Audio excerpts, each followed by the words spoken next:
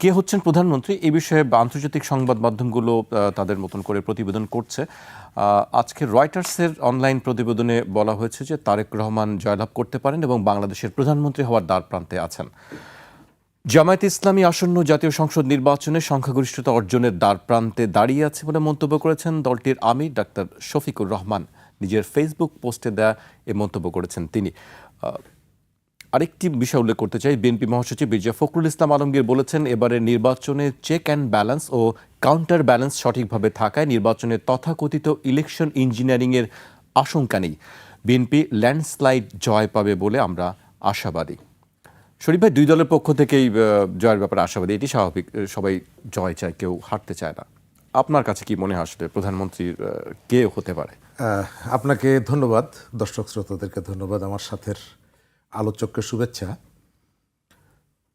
নির্বাচন আমাদের দোরগোড়ায়, নিশ্চয়ই এই আলোচনাটি আসবে যে নতুন সরকারের প্রধানমন্ত্রী কে হবে। গণতান্ত্রিক বিধি ব্যবস্থায় অনেকগুলো রাজনৈতিক দল অংশগ্রহণ করলেও অবশ্যই বাস্তবতার আলোকেই আমরা বিবেচনা করব এবং আমরা অবশ্যই বিবেচনা করব এর মধ্যে যাদের বড় দল যারা বা সেই ধরনের প্রভাব সৃষ্টি করতে পারবে নির্বাচনে, সেই দিক থেকে বিএনপি একদিকে আর একদিকে 11 দলীয় নির্বাচনী ঐক্য যেটা বলছে তারা। আমি এটি এর আগেও বলেছি, খুব অনেকেই মজা করছে যে দুইজন প্রধানমন্ত্রী হতে পারেন দুজনই চিকিৎসক, দুজনই হচ্ছে রহমান। সেকেন্ড হচ্ছে দুজনের স্ত্রী হচ্ছে চিকিৎসক এবং দুজনই সিলেটের জামাতা। সুতরাং আমরা যদি বলি যে যিনি প্রধানমন্ত্রী হবেন তার নামের সাথে রহমান থাকবে, আমরা যদি ওই যে ছোটবেলায় আমরা ধাঁধার মধ্যে ঢুকতাম যখন, তখন এই কথাগুলো আমরা বলতাম, কিন্তু বাস্তবতা তো একটু ভিন্নতা আছে। আচ্ছা, দুটো রাজনৈতিক দল সংস্কারের ব্যাপারে খুবই আন্তরিক, আমরা সেটি শুনছি। সংস্কার যদি গণভোটে পাশ হয়ে যায়, সেখানে তো রাজনৈতিক দলের প্রধান একই সাথে প্রধানমন্ত্রীও থাকতে পারবেন না। জি, তাই তো। তাহলে যদি তারা প্রধানমন্ত্রী হনও, দলের প্রধান একই সাথে দুটো থাকতে পারবেন না। এখন তারা বেছে নেবেন যে কোনটা তারা রাখবেন।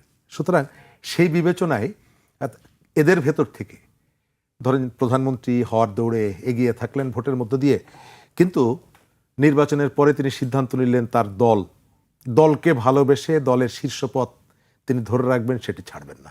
এই ধরনের তর্ক বিতর্ক অনেক কিছুই করা যায়। তবে আমাদের প্রত্যাশা, আমরা অনেক বছর পর একটা ভোট দেওয়ার পরিবেশের দিকে যাচ্ছি।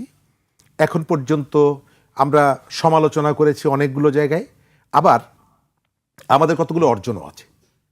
আমি সব কিছুকে নেগেটিভলি দেখতে রাজি নই। আপনি খেয়াল করে দেখবেন যে আমাদের নির্বাচনী প্রচারণায় গুণগত অনেকগুলো পরিবর্তন এসেছে। আমরা ছোটবেলায় যখন নির্বাচন আসতো, আমাদের ঘুম ভাঙতো মাইকের শব্দে, তারপরে সারাদিন মাইক বাজছে, রাতে মাইক বাজছে। আপনি এবার খেয়াল করে দেখবেন, যদিও এটি 2008-এ ডক্টর শামসুল হুদার যে নির্বাচন কমিশন তারা এটি শুরু করেছিল, আমরা তখন ভেবেছিলাম যে এটি বিরাট চ্যালেঞ্জ, এটি কি পারা যাবে। এখন পর্যন্ত দেখা গেছে যে অনেকগুলো অগ্রগতি আছে। রাজনৈতিক দলগুলো সভা সমাবেশ করছে, রাত পর্যন্ত মাইক বাজার কোনো ব্যাপার নেই, পোস্টার নেই, তারপরেও উৎসবের বা যতটুকু সেই উৎসবের ঘাটতি দেখছি না আমি। মানে এই ব্যবস্থাপনার মধ্যে যদিও নির্বাচনে একটা বিরাট অংশ রাজনৈতিক একটি বড় দল আওয়ামী লীগের কথা আমি বলছি, তারা এই নির্বাচনে নেই।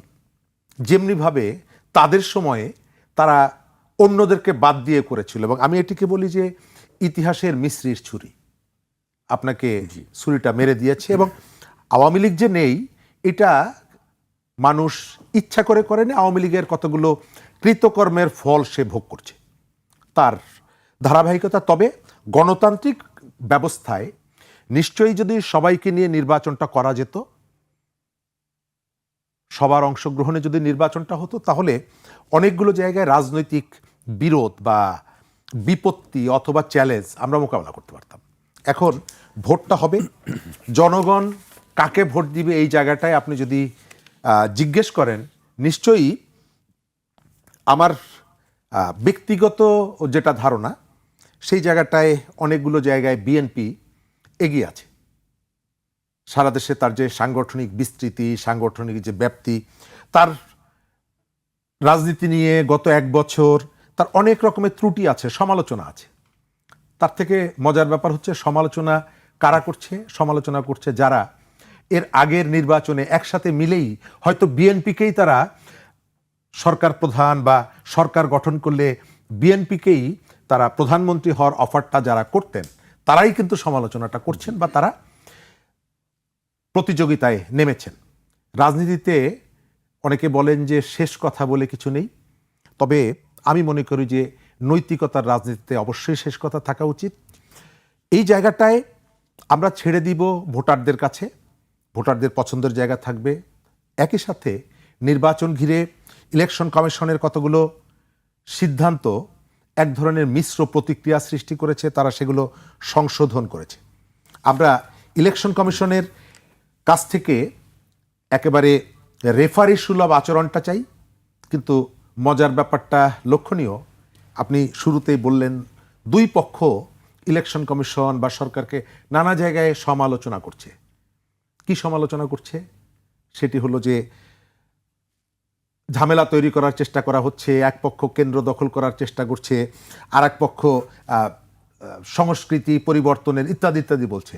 আপনি খেয়াল করে দেখবেন যে 1.5 বছর আগে নির্বাচনকে নষ্ট করার জন্য যাদেরকে আমরা অভিযুক্ত করেছিলাম, যাদের গলায় মালা ঝুলিয়েছিলাম, তাদের সবাইকে আমরা জেলখানায় রেখেছি।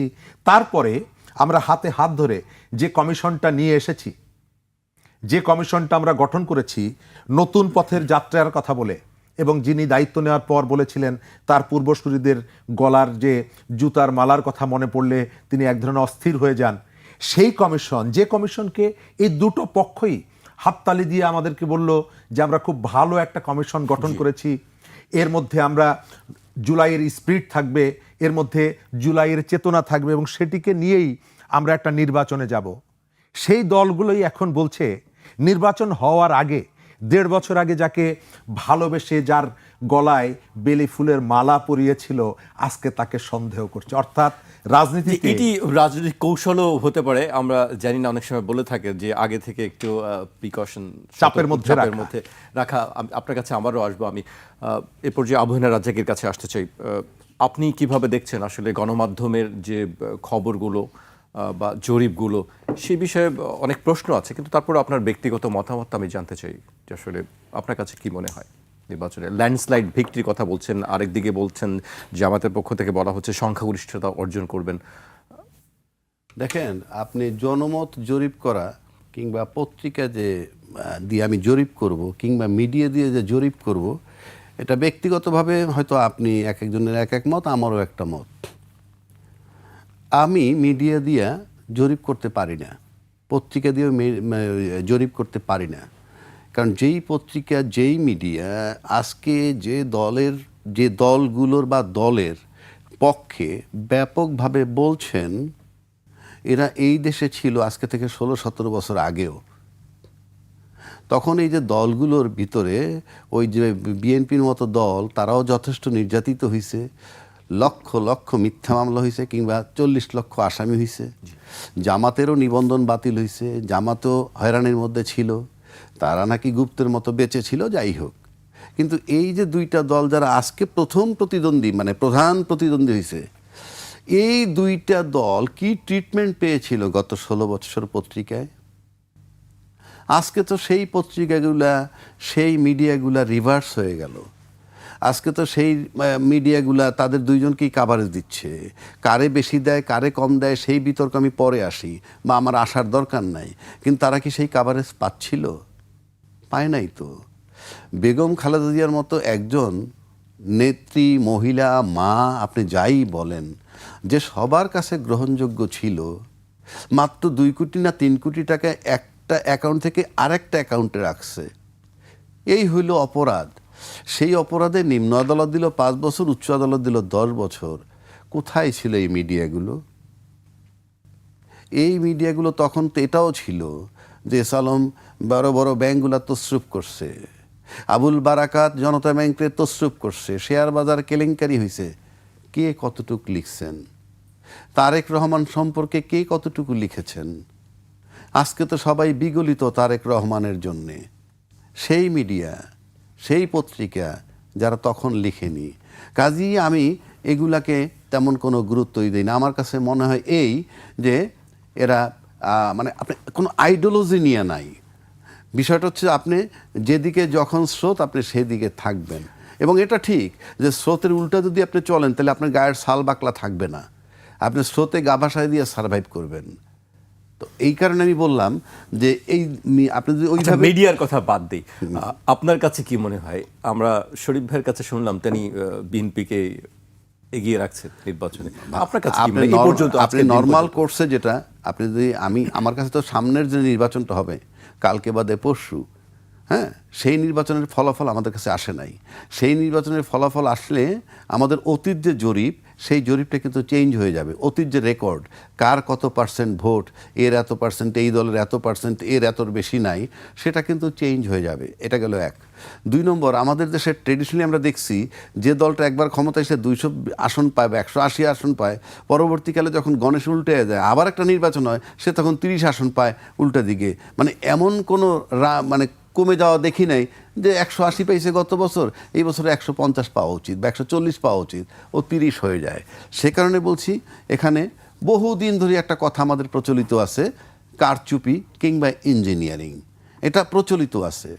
যেমন এবার কি যুক্ত হয়েছে দেখেন তো, নির্বাচনের 5ই আগস্টের পরে এবার কিন্তু শব্দ আসছে একটা গুপ্ত, সুপ্ত, এই শব্দগুলা আসছে।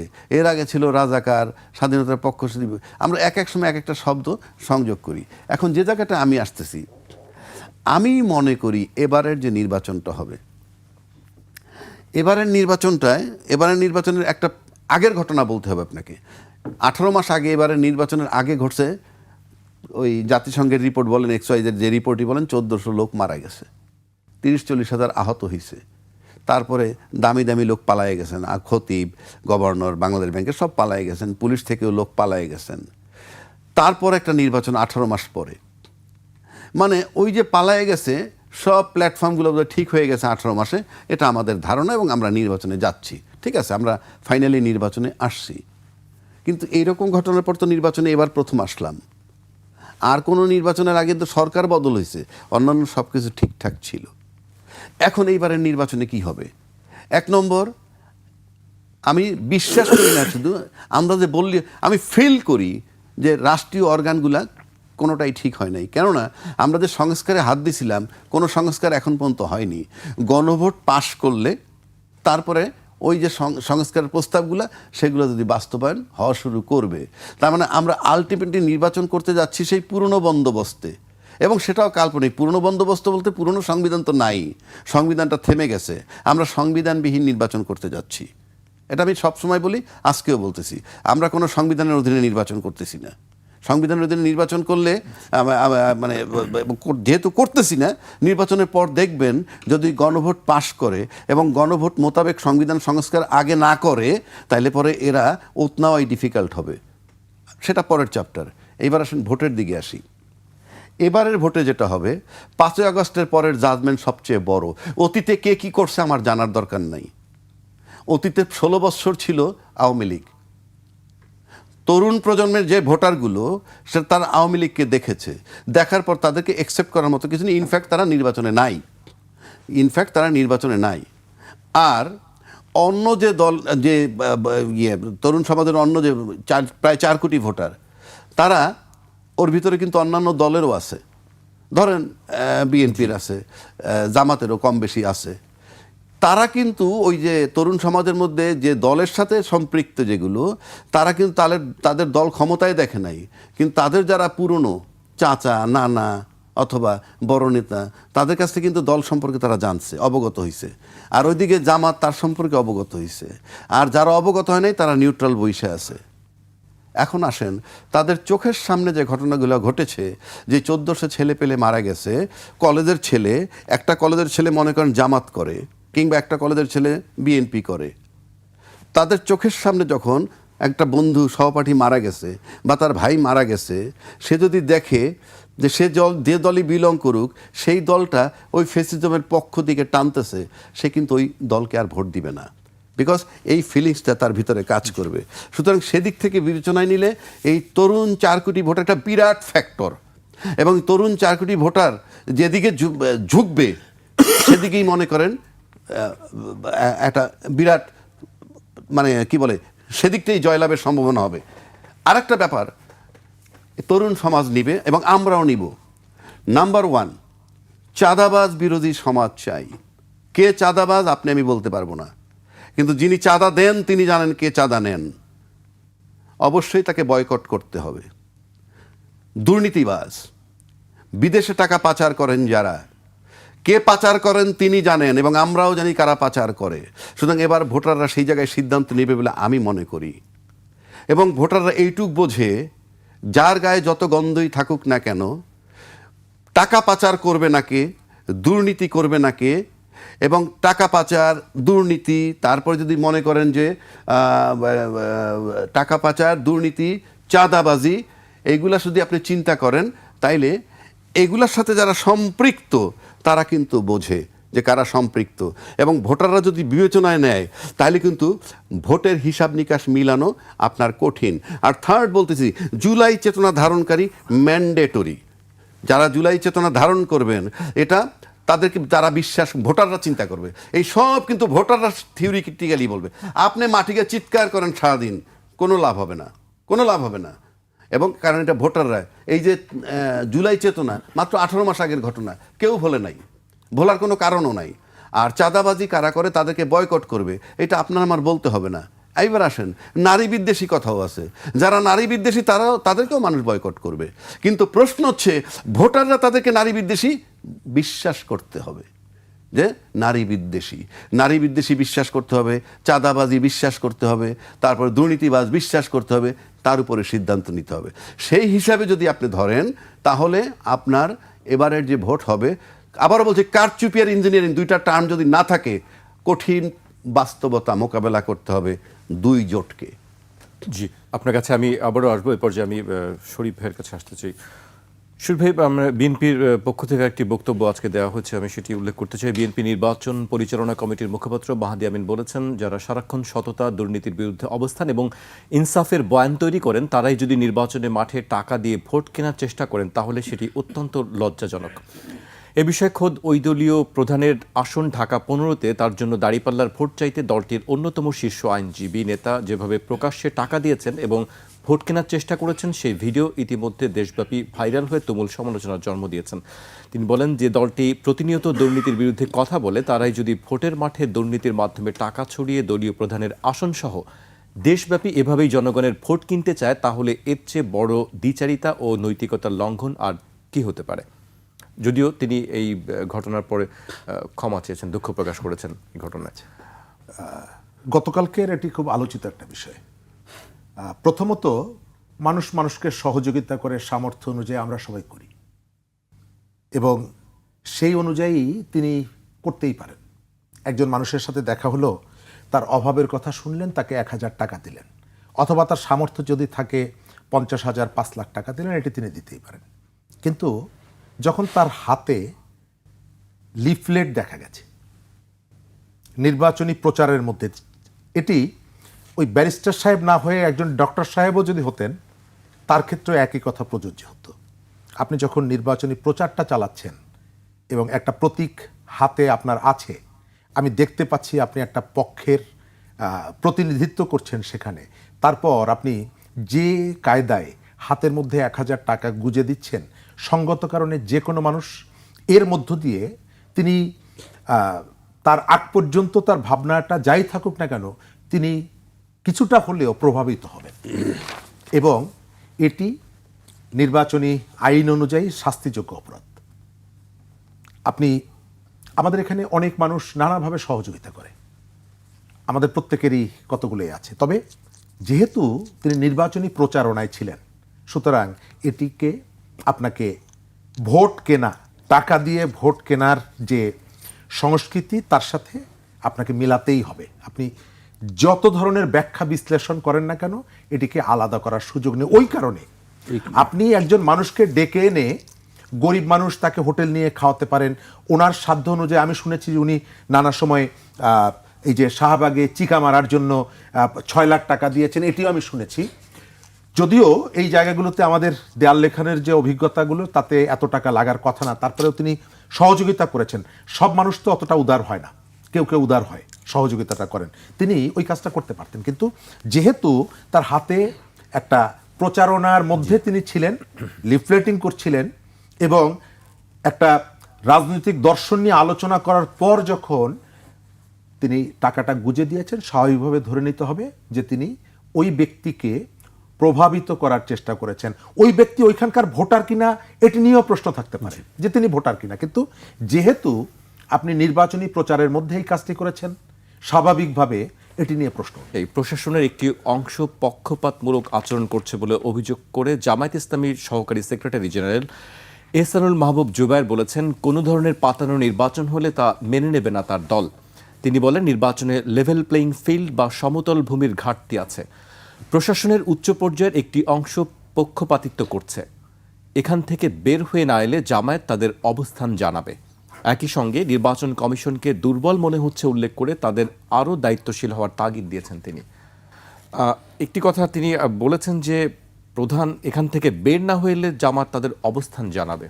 এখনও কি আসলে জামাত সন্দিহান, মানে নির্বাচন পাতানো হবে কি না, সুষ্ঠু হবে? দেখেন, জামাত নির্বাচন নিয়ে সন্দিহান কি না সবচেয়ে ভালো জামাত বলতে পারবে, বাট অন্য কোনো দল সন্দিহান, সবাই কিন্তু নিজ নিজ দল ভালো ব্যাখ্যা দিতে পারবে। আমি আপনার যে বক্তব্যটা পড়লেন তার আলোকে বলছি। আপনি যদি একটা জিনিস লক্ষ্য করে দেখেন, আমরা কিন্তু ইতিমধ্যে শুনেছি কেউ কেউ বলছেন যে তাহাজ্জুদ নামাজ পড়ে গিয়ে সেন্টারে গিয়ে ফজর নামাজ পড়বেন, ভোট সেন্টারে।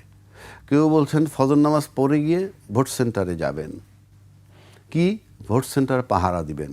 কেন পাহারা দিবেন? যাতে কেউ সেন্টার দখল, কারচুপি বা এই ধরনের কোনো প্ল্যান, এছাড়া তো আর কিছু না। কিন্তু আমরা যে এই বক্তব্যটা দিচ্ছি, কেন দিচ্ছি? তাহলে তো ভাইস ভার্সা, দুই পক্ষই কি সন্দিহান? নাহলে দুই দিক থেকেই তো এই কথাগুলো আসছে। ভোট সেন্টারে যাবেন, এখন ভোট সেন্টারে ভোট দিতে গিয়ে যদি কেউ কৌতূহল হইয়া, আগ্রহী হইয়া আপনি অনেক আগে লাইন দেন, দিতে পারেন। আমি সেখানে আইনগত কোনো বাধা নাই। যদি আসি আমরা আনন্দের সাথে ভোট দিব, শরীফ ভাই আনন্দের সাথে ভোট দিবে, কিংবা ভাবছে যে পরে আমার অন্য কাজ আছে, আমি একটু আগে যাই, হতে পারে। সেটা আপনার লম্বা লাইন হতে পারে, লাইন 1.5 কিলোমিটার হোক। কাজটা কিন্তু নির্বাচন কমিশনের। সেন্টারের নিরাপত্তা এনশিওর করা কাজটা ইসির। এখন সেখানে যদি আমরা দায়িত্ব নিয়ে মানে আমরা বলি ভোট সেন্টারে, তাহলে কি ইসির কাজ কি, প্রশাসনের কাজ কি? এই বক্তব্যের পরে আমরা কি ইসির কাছ থেকে কোনো বক্তব্য আসছে যে না, আপনাদের তো ফজর নামাজ পড়ে কিংবা তাহাজ্জুদ পড়ে আপনাদের ভোট সেন্টারে যেতে হবে না ভোট সেন্টার পাহারা দেওয়ার জন্য, এটা আপনাদের কাজ নয়, এর দায়িত্ব আমরা ইসি নিব। ইসির কাজ, ইসির কাজ মানে আলটিমেটলি প্রশাসনের কাজ। প্রশাসনের কাছ থেকে কি আমাদের সেই বার্তা আসছে? আসেনি, এখন পর্যন্ত আসে নাই। তারপর যদি মনে করেন যে রাজনৈতিক দলগুলোর মধ্যে একে অপরের প্রতি অবিশ্বাস আছে, যে যে ওনারা যাবে, ওনারা কি সেন্টার দখল করবে কিনা, কিংবা এরা যাবে, এরা এই যে দুই পক্ষ পাহারার নামে যাচ্ছে, মুখোমুখি হলে কি হতে পারে? এগুলো তো নৈতিক দায়িত্ব ইসির এনশিওর করা। সে কি করতে পেরেছে? 1, 2, প্রশাসনের উপরে ধরুন প্রশাসন আপনার দিকে ঝুঁকে আছে, যেটা জামাত বলল যে প্রশাসন এক পক্ষের দিকে ঝুঁকে আছে। যদি এমনটা হয়, তাহলে প্রশাসন যদি আপনার দিকে ঝুঁকে থাকে, ফর এক্সাম্পল, তাহলে আমি কি ভাববো? আমাকে সেন্টারে যেতে হবে। আর আমি যদি ভাবি প্রশাসন আপনার দিকে ঝুঁকে আছে, আর আপনি যদি ভাবেন প্রশাসন আমার দিকে ঝুঁকে আছে, তাহলে প্রশাসন নিয়ে প্রশ্ন, তার নিরপেক্ষতা নিয়ে। আপনি প্রশাসন মানে ইসি এই মুহূর্তে, তা ইসিকে নিয়ে যদি আপনার এই সন্দেহ থাকে, তার মানে তো লেভেল প্লেইং ফিল্ড নাই। যখন এক পক্ষ মনে করে প্রশাসন তার পক্ষে, ওই পক্ষ যদি মনে করে প্রশাসন তার পক্ষে, আমার পক্ষে, এইরকম যদি ভাবে, তাহলে তো লেভেল প্লেইং ফিল্ড নাই। তাহলে তো শুরুর থেকেই আপনার একটা সন্দেহ তৈরি হচ্ছে যে সবাই কিন্তু একটি কথা বলছে, সুষ্ঠু ভোট হলে ফলাফল মেনে নেবেন। সবাই তো সুষ্ঠু ভোট হলে, এই যে কথাটা সুষ্ঠু ভোট হলে আসবে কেন? তারা যেহেতু সব পক্ষ নির্বাচনের জন্য উদ্গ্রীব ছিল, তাদের তো এই ফলাফল সুষ্ঠু হলে মানে কি, নির্বাচন সুষ্ঠু হবে, ফলাফল মেনে নিব, এটা তো বলছেন না। আপনি সেন্টারও পাহারা দিবেন, এই কাজ তো আপনার না। আবার এমন কথা আছে যে একটা সেন্টারে মব হলে ওই আসনের- ওই আসনটাই বাতিল হবে, আসনের নির্বাচনটা স্থগিত হয়ে স্থগিত যাবে। হবে। তাহলে আপনি ভাবেন 300 আসনের মধ্যে এক একটা সেন্টারে 120টার উপরে সেন্টার থাকবে অ্যাভারেজ, 40-42 হাজার সেন্টারে। তাহলে যদি একটা সেন্টারে মব হয়, এরকম 300 সেন্টারে মব হলে তো নির্বাচন বাতিল হয়ে যায়। আমি একটা কথার খাতিরে, তর্কের খাতিরে বললাম, আপনি 300 আসনের ভিতরে যে সেন্টারগুলি বাইছে যদি একটা আসনে মব হয়, তাহলে তো নির্বাচন বাতিল হয়ে যায়, যদি স্থগিত হয়ে যায়। মানে এই বিষয়গুলো কি, এগুলো আমরা সেটেল করতে পারলাম না কেন? আর এই একটা আসনে মব হইলে পরে নির্বাচন স্থগিত হবে, এই কথা নিয়ে নির্বাচন কমিশনের সাথে রাজনৈতিক দলের তো অনেক আগেই হিসাব নিকাশ করা উচিত ছিল, তারা তো সেটা করেননি।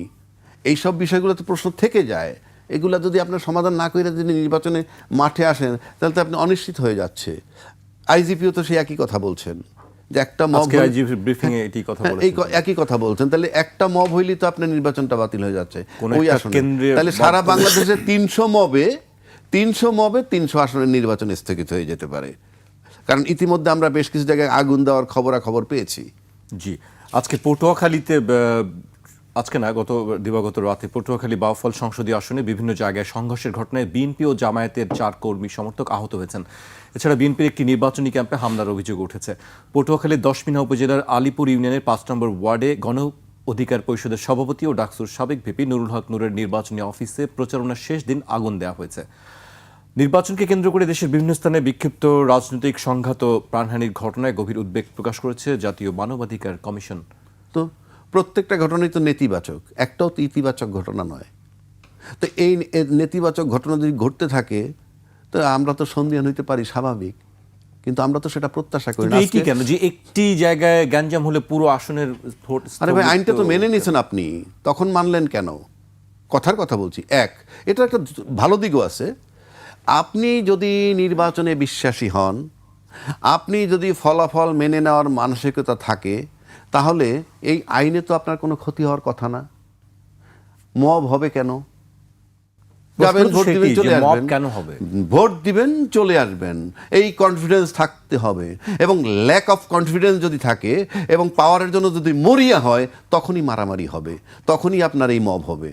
ডিটারমাইন্ড কি, আমাকে পাওয়ারে যেতে হবে, এটা যারা করবেন, যে দলই করুক, তাহলে মারামারি হবে। তা নাহলে আপনি ফলাফল মেনে এই মানসিকতা যদি থাকে, তাহলে তো আপনি ভোট দিতে যাবেন, ভোট দিয়ে চলে আসবেন। 2 দিন পরে ফলাফল হোক, 3 দিন পরে ফলাফল হোক, 6 ঘন্টা পরে ফলাফল হোক, হয়ে যাবে। তার মানে কি, আমাদের তো সেই জায়গাটায় আমরা নাই। আমি তো মনে করি এই আইনটা যদি করে থাকে, রাজনীতিবিদরা বিরোধ করেন নাই, ভালো কথা। আর মব হবে কেন?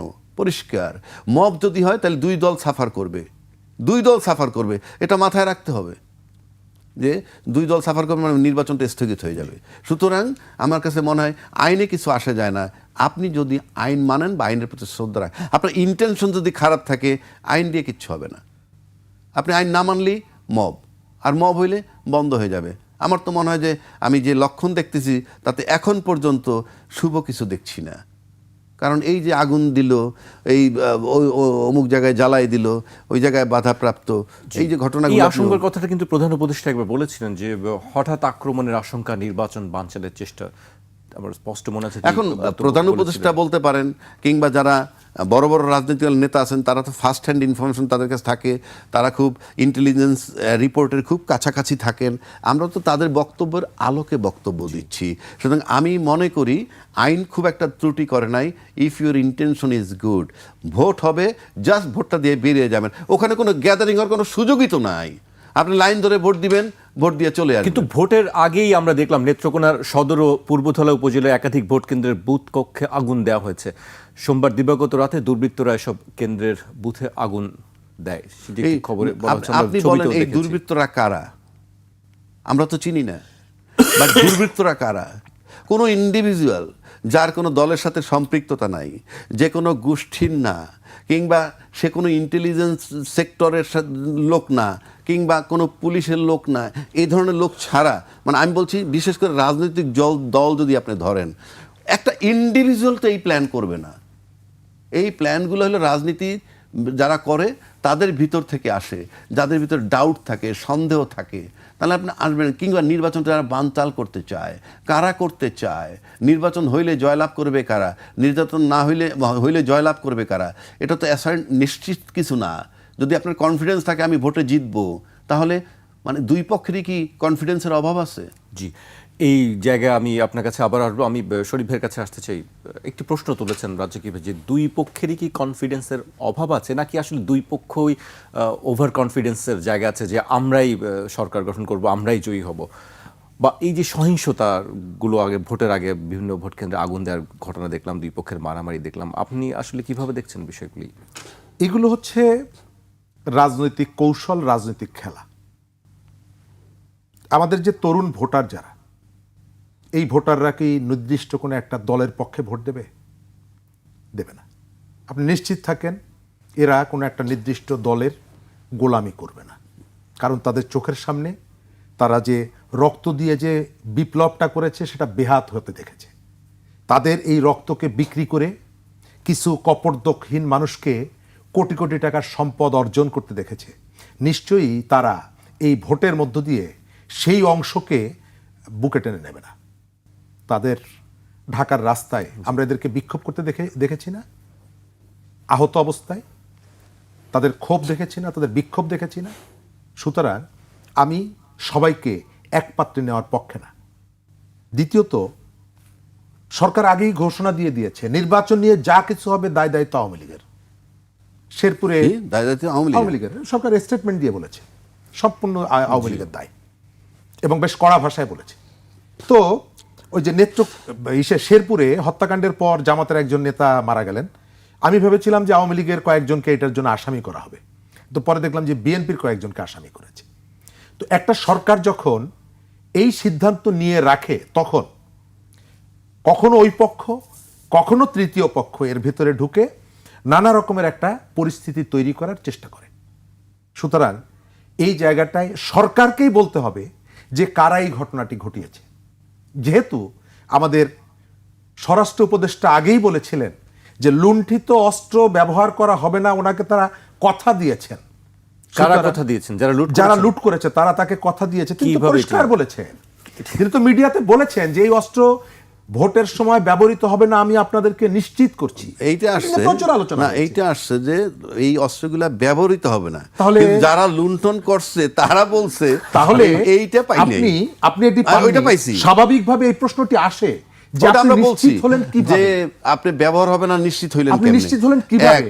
এক দুই নম্বর হলো অস্ত্রগুলো তাহলে আপনাদের কাস্টডিতে আছে। আমি তো ওই কথাটাই বলেছি। এটি আপনি বলেন কিভাবে? বাংলাদেশের অন্য একজন মানুষকেও আপনি পাবেন না যিনি এই কথাটা বলবেন, এবং এই কথাটা বলার কারণে সরকারকে তিনি নাক কেটে দিয়েছেন। তার উদাহরণ হচ্ছে তার 2 দিন পরে প্রধান উপদেষ্টার প্রেস উইং থেকে বিবৃতি দিয়ে বলা হয়েছে যে আমরা অস্ত্র উদ্ধার করব, যে কোনো মূল্যে আমরা তাদেরকে ধরব। কারণ কি? কারণটা ওই যে ডিজাস্টারটা তিনি করে দিয়েছেন। সুতরাং এই যে প্যাচগুলো আপনি লাগিয়ে রেখেছেন আগে, এই যে ইলেকশন কমিশনের কথা বলছি, 2 পক্ষ 3 পক্ষ 4 পক্ষ কেউ হারতে চায় না। এই কথাটা কেন বলছে জানেন? যে গ্রহণযোগ্য নির্বাচন হলে আমরা মেনে নিব, তার মানে হচ্ছে আমি যদি নির্বাচনে বিজয়ী হই তাহলে সেই নির্বাচনটাই মেনে নিব, সেটি হলো গ্রহণযোগ্য। যে নির্বাচনে আমি বিজয়ী হব ওটাই হলো গ্রহণযোগ্য। আমাদের এখানে কালচার আছে, আমি হেরে গেলে আমাদের এখানে কালচার আছে। সূক্ষ্ম কারচুপি। কুমিল্লা সিটি কর্পোরেশনে বেলা 12টার সময় বলেছিলাম যে নির্বাচন বয়কট করলাম, এই নির্বাচন কারচুপির নির্বাচন হচ্ছে। তারপরে সন্ধ্যাবেলায় যখন দেখলাম বিজয়ী হয়েছি তখন বলেছি নির্বাচন ফেয়ার হয়েছে, নির্বাচন গ্রহণ করলাম। হয়েছে না আমাদের এখানে? আজকে এই যে এসপির কথা বলছেন, ডিসিএসপির নিয়োগ প্রক্রিয়ায় টাকা দিয়ে ডিসিএসপি নিয়োগ করা হয়েছিল ডক্টর ইউনূসের সময়। তারা তদন্ত কমিটি করেছিলেন 24-এর 9 অক্টোবর, আমার এখনো পরিষ্কার মনে আছে। 15 দিনের মধ্যে তদন্ত রিপোর্ট দেওয়ার কথা বলেছিলেন 4 জন উপদেষ্টার নেতৃত্বে, এখন পর্যন্ত দেননি। দ্বিতীয়ত, লটারি করে ডিসিএসপি নিয়োগের দাবিটা উঠল আজ থেকে 4 মাস আগে। জামাতের সেক্রেটারি জেনারেল দাবিটা তুললেন লটারির মধ্য দিয়ে ডিসিএসপি পদায়ন করতে হবে। তার 2 দিন পরে সরকার সেই সিদ্ধান্ত মেনে নিয়ে ডিসিএসপি পদায়ন হলো লটারির মধ্য দিয়ে। এখন আপনি এসে বলছেন যে কথা শোনে না। এসপি কথা শুনে না, ডিসি কথা শুনে না। তো এই প্রস্তাবটা তো আপনারা করেছিলেন পলিটিশিয়ানরা, এই প্রস্তাবটা তো রাজনীতিবিদরা করেছিল, এটা তো আমলাদের কাছ থেকে আসেনি। তো এখন এই রেসপন্সিবিলিটি আপনাকে নিতে হবে। এখন কথা শোনে না মানে কি, আপনি যেটা চাইবেন সেটাই কি তাকে শুনতে হবে? এবং আপনি কয়েকদিন পর পর বলেন যে সব ফাঁস করে দিব, উপদেষ্টাদের সাথে কথোপকথনের রেকর্ড আমাদের কাছে আছে, আমরা ফাঁস করে দিব। হঠাৎ করে এটা করতে করতে যে আপনার এক্স হ্যাক হয়ে গেছে, তারপরে যে এটি নিয়ে এখন আর কোনো কথা বলছেন না, চুপ হয়ে গেছেন, রহস্যজনক আচরণ। তো আমি যেটা বলি, এই যে বড় দুটো দল এবং জোট বলেন, জল বলেন, যাই বলেন না কেন, তাদের প্রতি তাদের রেসপন্সিবিলিটি সব থেকে বেশি। কারণ এই গণ অভ্যুত্থানের পক্ষে দীর্ঘদিন ধরে তারা মানুষকে উদ্বুদ্ধ করেছে, জাগিয়ে তুলেছে, মানুষকে স্বপ্ন দেখিয়ে বলেছে যে আমার এখানে এমন একটা নির্বাচন আমরা করব, যে নির্বাচন আমিডামির নির্বাচন হবে না, যে নির্বাচন রাতের নির্বাচন হবে না, যে নির্বাচন গণভবন থেকে লিস্ট করে বেছে বেছে সিনেমা জগৎ এফডিসি থেকে ফেরদৌস, জারি গান গাইতে পারে মমতাজ, অমুক জায়গার থেকে অভিনয় করতে পারে আসাদুজ্জামান নূর, তাদেরকে ডেকে এনে আমি পার্লামেন্ট সাজাবো না, জনপ্রতিনিধিদেরকে দিয়ে আমরা পার্লামেন্ট সাজাবো। এখন এসে এই কথাটা তারা কেন বলে যে ও কেন্দ্র দখল করতে চায়, সে কেন্দ্র দখল করতে চায়? এদের কথা বিশ্বাস করেই তো আমরা গণ অভ্যুত্থানে নেমেছিলাম যে এরা একটা পরিবর্তন করবে এবং সেখানে আমার ভোট আমি দেব, যাকে খুশি তাকে দেব। আজকে কেউ বলছে জুমার নামাজের আগে গিয়ে কেন্দ্র দখল করতে হবে, কেউ বলছে ভোর রাত্রে গিয়ে কেন্দ্রে বসে থাকতে হবে। কেন? রাজ্জাকি ভাই বলেছেন আমাদের দেশটা আমেরিকা হয়নি, তারপরেও আমেরিকায় ট্রাম্পের ওইখানে নির্বাচনী সহিংসতা হয়, তাদের পার্লামেন্ট কিন্তু দখল হয় বন্দুক নিয়ে। আমাদের এখানে চাইলেই রাতের মধ্যেই আমি সবকিছু পরিবর্তন করে ফেলতে পারবো না। কিন্তু আমাদের যারা গণ অভ্যুত্থানের লিড দিলেন, যারা আমাদেরকে স্বপ্ন দেখালেন, যাদের কথা শুনে আমরা 15টি বছর 14.5 বছর লড়াই করলাম, তারা এসে এখন কেন নিজেরা কামড়াকামড়ি করে? তার মানে হলো প্রত্যেকটাই হচ্ছে সুযোগের অভাবে হাসিনা, প্রত্যেকেই হচ্ছে সুযোগের অভাবে হাসিনা। এক একটা ছোট ছোট হাসিনা আস্তে আস্তে করে বড় হচ্ছে। 15 বছরের হাসিনাকে আমরা দেখি অনেক বড়, আর এখন 1.5 বছরের হাসিনাকে দেখি ছোট, আস্তে আস্তে করে বড় হচ্ছে। তা না হলে সেই ভাষা তো একই, আচরণ একই, খাসলত এক। আমি শেষের দিকে চলে আসছি, আমি শেষ করব আবু হেনা রাজ্জাকিকে দিয়ে। রাজ্জাকি ভাই, শরীফ ভাই বলছিলেন যে খাসলত এক, সবাই ছোট ছোট হাসিনা এক, সেটা তো ঠিকই আছে, বিষয়গুলো কারণ আসলে কি?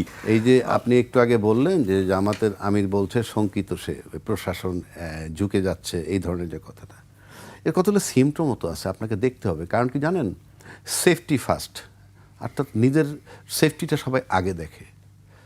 আপনি যদি খেয়াল থেকে থাকে, আব্দুল মোমেন অভ্যুত্থানে 8.5 মাস পরে 8 মাস পরে বের হয়েছে দেশ থেকে, সে বলছে। এবং সে তার সিম 6 বার পাল্টাইছে, বাসা 5 বার পাল্টাইছে, মাথার পরচুলা খুলে ফেলছে, দাড়ি টাড়ি রেখেছে, এবং সে বলছে প্রশাসনের সহযোগিতায় আমি বেরিয়ে এসেছি। আপনার খেয়াল আছে কিনা আমি জানি না, জি জি, এগুলো সে বলছে।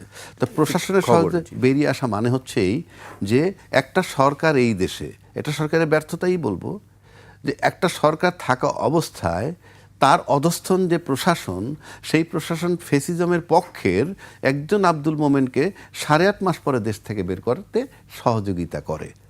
তার মানে প্রশাসন এখনো ফেসিজমের পক্ষে আছে, এবং প্রশাসন দেখবে কে ক্ষমতায় আসলে পরে তারা সেফ থাকে। অর্থাৎ তাদের আমলনামাটা তো আমরা কিন্তু জানি।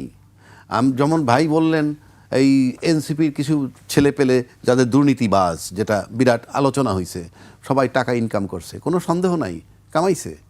এখন শব্দটা তো এরকম না যে ওরা আসার পরই বাংলাদেশের শব্দগুলো নতুন হয়েছে, টাকা কামানো, এগুলোর বয়স 54 বছর, ওরা পরে এসে অ্যাড হয়েছে। 1 2 নম্বর, এরা আমাদের সন্তান, আমাদের নাতি, মঙ্গল গ্রহের সন্তান না, এদের সিলসিলা তো আমাদের। সুতরাং আপনি তার দুর্নীতি নিয়ে আসতেছি, তার আয় নিয়ে কথা বলছি, এবং এই মিডিয়ায় আমরা ইন্টারভিউ নিচ্ছি, তাকে জিজ্ঞেস করছি তোমার সোর্স অফ ইনকাম কি। কেউ কেউ বলছে আমরা একটা নতুন কাপড়ও পরতে পারবো না, সেটা এনসিপিরে যেভাবে আমরা জিজ্ঞেস করতে পেরেছি, আপনি বাংলাদেশে আর কোনো দল, প্রতিষ্ঠিত দলের কাউকে 3য় 4র্থ 5ম গ্রেডের কোনো নেতাকে এনেও জিজ্ঞেস করতে পারেন নাই, পারবেনও না। কেন বলছি যে পারেন নাই? ওদেরকে সহজে জিজ্ঞেস করতে পারছেন সোর্স অফ ইনকাম ইত্যাদি।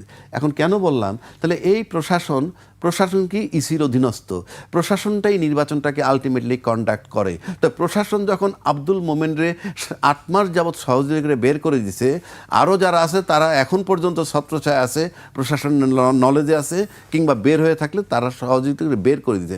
সুতরাং প্রশাসন চিন্তা করবে তার সেফটি কোন দল ক্ষমতায় আসলে। সুতরাং সেখানে কিছু যদি ইঞ্জিনিয়ারিং শব্দ টার্মটা ব্যবহৃত হয়, তাহলে যদি ইঞ্জিনিয়ারিং হয়, আমি বলছি না হবে, তাহলে ইঞ্জিনিয়ারিংটা সেই লেভেলেই হবে যেই যিনি ক্ষমতা আসলে অন্তত তারা সেফ থাকবেন, তাদের উপরে তারা কোনো দুর্নীতির ব্যাপার কিংবা টাকা পাচারের ব্যাপার কিংবা চাঁদাবাজির ব্যাপারগুলো এটা নিয়ে মাথা ঘামাবেন না। এগুলো নিয়ে যদি মাথা ঘামান তাইলে পরে সিনারি অন্যরকম হইতো। তাইলে মোমেন্ট 8.5 মাস পর দেশ থেকে বের হইতে পারতো না। যেহেতু মোমেন্টকে সহযোগিতা করতেছে, ফেসিজমের পক্ষের শক্তি সহযোগিতা করতেছে, সুতরাং তাদেরকেই তারা ক্ষমতায় আনতে চাইবে যাদের মন মানসিকতা তাদের মতো কিংবা ফেসিজমের কাছাকাছি। জি, আরেকটি তথ্য আমি উল্লেখ করতে চাই। সারা দেশে ভোট কেন্দ্র 42,779টি, এর মধ্যে প্রায় 8,770টি কেন্দ্র ঝুঁকিপূর্ণ। এছাড়া 16,000 কেন্দ্রকে মধ্যম ঝুঁকিপূর্ণ হিসেবে চিহ্নিত করা হয়েছে। ইটি আইজিপি আজকে ব্রিফিংয়ে বলেছেন যে 42,000-এর মধ্যে 24,000 ভোট কেন্দ্র ঝুঁকিপূর্ণ। 8,000 হলো অনেক ঝুঁকিপূর্ণ, 16,000 হলো মোটামুটি ঝুঁকিপূর্ণ। এই যে বক্তব্য দেওয়ার পর 16,000 সেন্টারের নাম কিন্তু আমাদের কাছে আসে নাই, কথার কথা বলছি। জানা সত্ত্বেও যদি এই 16,000 আর 24,000, ধরেন অর্ধেক অলমোস্ট, এই সেন্টারগুলোর নিরাপত্তা যদি আপনারা না দিতে পারেন, আপনার এই ফলাফল ঘোষণা করে আমার লাভটা কি? আপনার এইগুলো ঘোষণা করে আমার লাভ কি? আপনি জানতেছেন যে এটা ঝুঁকিপূর্ণ, তারপরে বরং এইগুলিতে আর হবে না। যোদ্ধার বলা হয়েছে যে ব্যবস্থা নেওয়া হয়েছে। হ্যাঁ, সুতরাং আমরা দেখতে চাই যে আমাদের কাছে তালিকা নাই, তালিকাটা থাকলে ভালো হইতো। আমরা তাহলে ইলেকশনের দিন মিলাইতাম বা ইলেকশনের পরের দিন মিলাইতাম, যেগুলোকে ঝুঁকিপূর্ণ করছে সেগুলো ঝুঁকিমুক্ত ছিল। আর যদি ঝুঁকিমুক্ত তারপরে না হয়, ঝুঁকিপূর্ণই থেকে যায়, তাহলে হয় প্রশাসনিক ব্যর্থতা আর নয়তো ইন্টেনশনই হয় নাই। আর যদি ব্যর্থতা হয়, আপনি নির্বাচনে যাচ্ছেন কেন? জি।